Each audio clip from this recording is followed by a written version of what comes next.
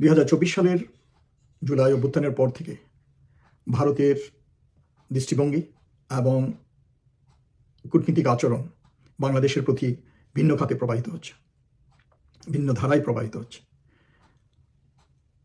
বর্তমানে বাংলাদেশে সাধারণ জনগণের মাঝে ভারতের প্রতি যে বিরূপ প্রক্রিয়া, যে বিরূপ একটা প্রতিক্রিয়া বা অনুভূতি বিদ্যমান, বিগত 54 বছরে ভারতের বাংলাদেশের প্রতি অবন্ধুসুলভ আচরণের জন্য বা তাদের আচরণে ভ্রান্তির জন্য, তো বিষয়টি আসলে ভারতকে বুঝে আসতে হবে।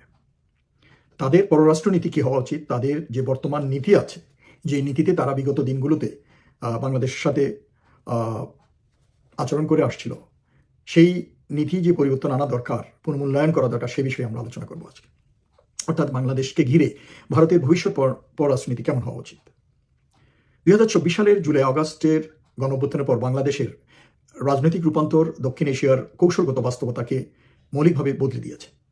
2024 সালের 5ই আগস্ট স্বৈরাচারী সরকারের শেখ হাসিনার দেশত্যাগ, প্রধান উপদেষ্টা হিসেবে ডক্টর মোহাম্মদ ইউনূসের নেতৃত্বে অন্তর্বর্তীকালীন সরকারের গঠন এবং 2025 সালে 15 নভেম্বর আন্তর্জাতিক অপরাধ ট্রাইব্যুনালের যে ঐতিহাসিক রায়, এই সকল ঘটনা প্রবাহ কেবল বাংলাদেশের আভ্যন্তরীণ রাজনৈতিক পুনর্গঠনের ইঙ্গিত নয়, বরং ভারত বাংলাদেশ সম্পর্কের জন্য একটি গভীর তাৎপর্যপূর্ণ সন্ধিক্ষণ।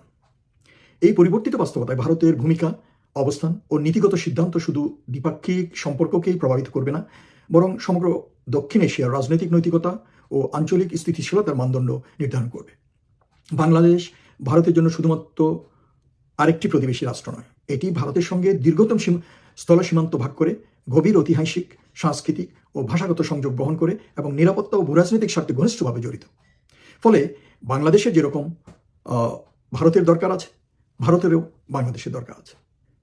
বাংলাদেশের আভ্যন্তরীণ রাজনৈতিক স্থিতিশীলতা, সার্বভৌমত্ব ও রাষ্ট্রিক বৈধতা ভারতের নিজস্ব নিরাপত্তা, আঞ্চলিক বিশ্বাসযোগ্যতা এবং দীর্ঘমেয়াদী কৌশলগত অবস্থানের সঙ্গে অঙ্গাঙ্গিভাবে সম্পৃক্ত।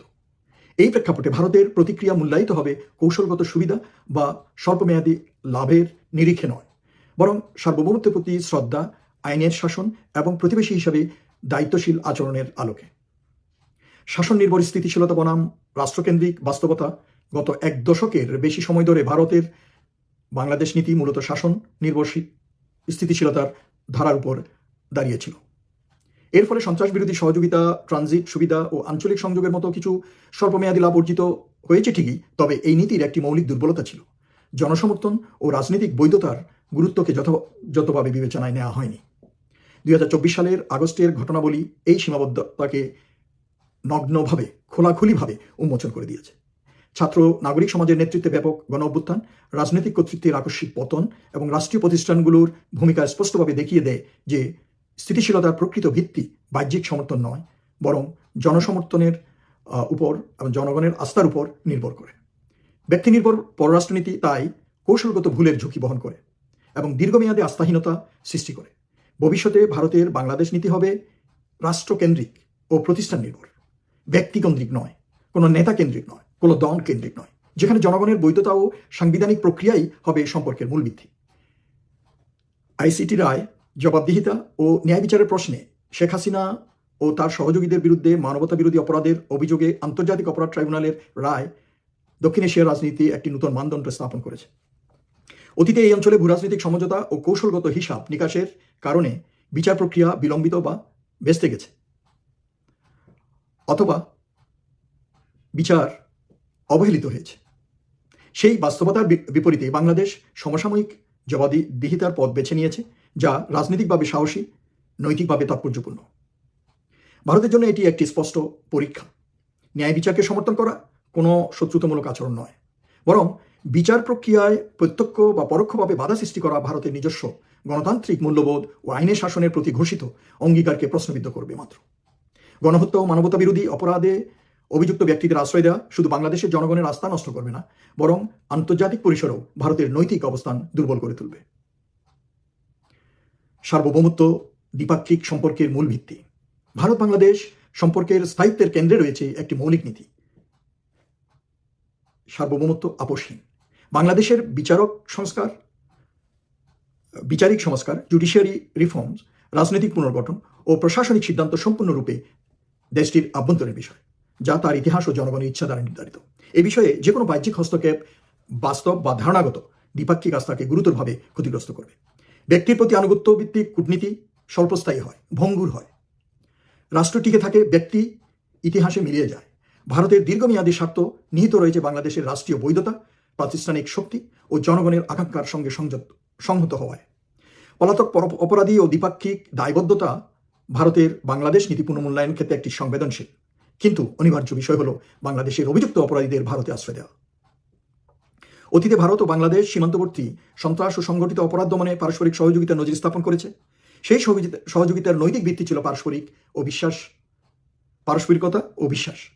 সুতরাং মানবতা বিরোধী অপরাধ, দুর্নীতি বা গুরুতর অপরাধ অভিযুক্ত ব্যক্তিদের ক্ষেত্রে আইনানুগ প্রত্যর্পণ, বহিষ্কার বা বিচারিক সহযোগিতা ভারতের দায়িত্বের মধ্যেই পড়ে। রাজনৈতিক পরিচয় নির্বিশেষে পলাতকদের আশ্রয় দেওয়া আইনের শাসনের প্রশ্নে দ্বিচারিতা হিসাবে বিবেচিত হবে এবং দ্বিপাক্ষিক সম্পর্কের ভিত্তিকে দুর্বল করবে। সীমান্ত পারের রাজনৈতিক সহিংসতার প্রতি শূন্য সহনশীলতা। বাংলাদেশ কর্তৃক আওয়ামী লীগকে সন্ত্রাসী সংগঠন হিসেবে চিহ্নিত ও নিষিদ্ধ ঘোষণার পর বিষয়টি আরও গুরুতর মাত্রা পেয়েছে। আন্তর্জাতিক সম্পর্কের স্বীকৃত নীতি অনুযায়ী কোনো রাষ্ট্রই তার ভূখণ্ড অন্য রাষ্ট্রের বিরুদ্ধে রাজনৈতিক সহিংসতা, ষড়যন্ত্র বা অস্থিতিশীলতার প্ল্যাটফর্ম হিসেবে ব্যবহার করতে দিতে পারে না। নিষিদ্ধ সংগঠনে তৈরির সংঘর্ষ, সাংগঠনিক তৎপরতা বা প্রচার চালানোর সুযোগ দেওয়া হলে তা অহস্তক্ষেপ নীতির সুস্পষ্ট লঙ্ঘন হবে এবং ভারতের নিজস্ব সন্ত্রাস বিরোধী অবস্থানের সঙ্গে সাংঘর্ষিক হবে। রিসেন্টলি আমরা যেমন সাম্প্রতিককাল আমরা দেখতে পেলাম সেই পলাতক স্বৈরাচারী শেখ হাসিনা ওখানে দিল্লিতে প্রেস কনফারেন্সে তার অডিও বার্তা দিয়েছে।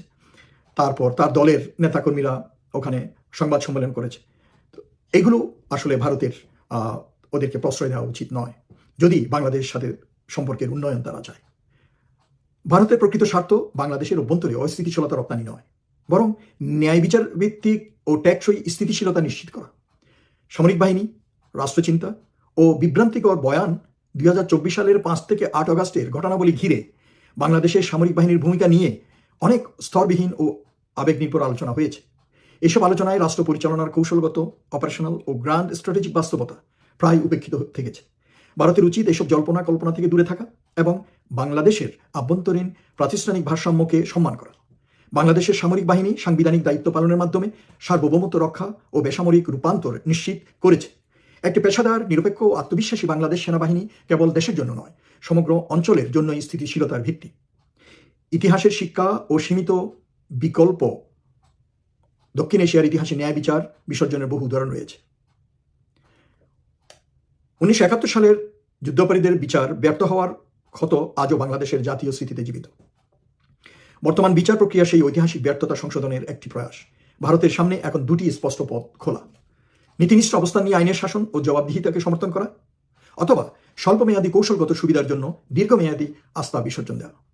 বৈশ্বিক নেতৃত্বের দাবিদার হিসেবে ভারতের প্রতিবেশী নীতির তার নৈতিক অবস্থান ও বিশ্বাসযোগ্যতা নির্ধারণ করবে।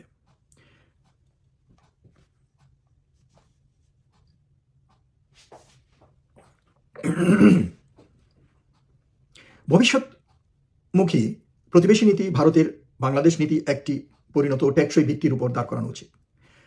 প্রথমত, সার্বভৌমত্বের প্রতি নিঃশর্ত সম্মান নিশ্চিত করতে হবে। বাংলাদেশের আভ্যন্তরীণ রাজনৈতিক, বিচারিক ও প্রাতিষ্ঠানিক সিদ্ধান্তে কোনো প্রকার শর্ত মুক্ত থাকতে হবে, শর্ত যুক্ত করা যাবে না এবং এতে কোনো হস্তক্ষেপ করা যাবে না। দ্বিতীয়ত, প্রাতিষ্ঠানিক সম্পৃক্ততা জোরদার করা জরুরি, যাতে সম্পর্ক ব্যক্তি বা দল নির্ভর না হয়ে রাষ্ট্র থেকে রাষ্ট্র পর্যায়ে স্থিতিশীল থাকে।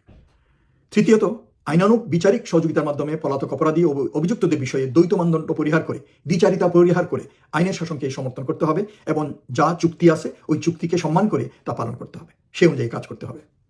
চতুর্থত, অহস্তক্ষেপ নীতি কার্যকরভাবে বাস্তবায়ন করে ভারতের ভূখণ্ড কোনোভাবেই বাংলাদেশের বিরুদ্ধে রাজনৈতিক বা অস্থিতিশীল কার্যক্রমের জন্য ব্যবহৃত হতে দেওয়া যাবে না। জনসম্পৃক্ত আস্থা পুনর্গঠন অপরিহার্য। শিক্ষা, সংস্কৃতি ও সমাজভিত্তিক সহযোগিতার মাধ্যমে জনগণের মধ্যে বিশ্বাস পুনঃস্থাপন করাই দীর্ঘমেয়াদী দ্বিপাক্ষিক স্থিতিশীলতার মূল চাবিকাঠি। এই 5টি নীতি বাস্তবায়ন করা কোনো তাৎক্ষণিক কূটনীতিক কৌশল নয়, বরং এটি ভারতের জন্য একটি দীর্ঘমেয়াদী বিনিয়োগ। এই পথেই ভারত একটি দায়িত্বশীল প্রতিবেশী ও আঞ্চলিক স্থিতিশীলতার নির্বাচযোগ্য অংশীদার হিসাবে নিজেকে প্রতিষ্ঠিত করতে পারে। ভারত আজ এক নীতি নির্ধারক, এক এক ডিসাইসিভ, এক নির্ধারক মুহূর্তে দাঁড়িয়ে আছে। ব্যক্তি নির্ভর পুরনো অভ্যাস আঁকড়ে ধরা, নাকি সার্বভৌমত্ব ও ন্যায় বিচারের ভিত্তিতে একটি পরিণত প্রতিবেশী নীতি গ্রহণ, এই সিদ্ধান্তই ভবিষ্যৎ নির্ধারণ করবে। বাংলাদেশ সংঘাত চায় না, চায় মর্যাদা, ন্যায় বিচার ও সমান মর্যাদার প্রতিবেশী সম্পর্ক। আইনের শাসন সমর্থন, পলাতক অপরাধীদের ফেরত দেওয়া এবং নিষিদ্ধ সংগঠনের কার্যক্রম বন্ধ করা কোনো শত্রুতামূলক পদক্ষেপ নয়, বরঞ্চ এগুলো কৌশলগত প্রজ্ঞা ও রাজনৈতিক পরিপক্কতার পরিচয়। ইতিহাস শেষ পর্যন্ত বিচার করবে ভারত কাকে রক্ষা করেছে তা নয়, বরং সে ন্যায়, সার্বভৌমত্ব ও প্রতিবেশী সুলভ, ভালো প্রতিবেশী সুলভ আচরণ করেছে কিনা, প্রতিবেশীর পাশে দাঁড়িয়েছিল কিনা, এটাই। একটি স্থিতিশীল, বৈধ, আত্মমর্যাদাশীল বাংলাদেশ ভারতের জন্য ঝুঁকি নয়, বরং পূর্বাঞ্চলীয় দক্ষিণ এশিয়ায় ভারতের সবচেয়ে নির্ভরযোগ্য কৌশলগত অংশীদার হতে পারে, যদি ভারত তাদের পররাষ্ট্রনীতি এবং তাদের বর্তমানের নীতি পুনর্মূল্যায়ন করে। ধন্যবাদ।